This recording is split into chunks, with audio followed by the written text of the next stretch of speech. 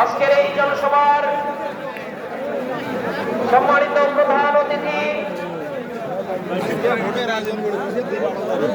11 দলীয় শীর্ষ নেতা জননন্দিত মানবিক নেতা আমিরে জামাত ডাক্তার শফিকুর রহমান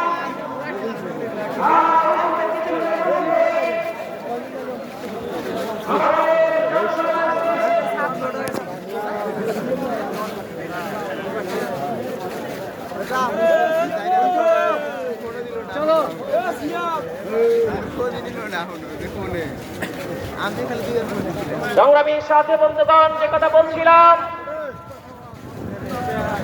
আমরা লক্ষ্য করছি কেউ কেউ ভিতরে আগামী ত্রয়োদশ জাতীয় সংসদ নির্বাচন দুটি বিষয়কে সামনে রেখে হচ্ছে।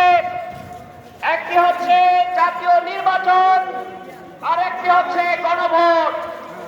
এই গণভোট হচ্ছে বিগত 53-54 বছরে বাংলাদেশকে যেভাবে আধিপত্যবাদের কবলে যেভাবে আগিয়ে রাখা হয়েছিল, এই আধিপত্যবাদের বিরুদ্ধে রুখে দাঁড়ানোর জন্য গণভোটের নির্বাচন, সেই গণভোটে বাংলাদেশের জনগণকে হ্যাঁ ভোটের পক্ষে দিতে হবে। কিন্তু আমরা লক্ষ্য করছি বাংলাদেশের একটি বড় দল অনেক পরে এসে মাত্র 2-3 দিন আগে যদিও বা বলেছেন জনসভায় জনগণের চাপের মুখে হার পক্ষে, কিন্তু আজকেও আমাকে কুড়িগ্রামের এই ময়দান থেকে সকালেও ভোটাররা ফোন করেছে যে ওই দলের কর্মীরা এখনো না ভোটের পক্ষে ক্যাম্পেইন চালাচ্ছে।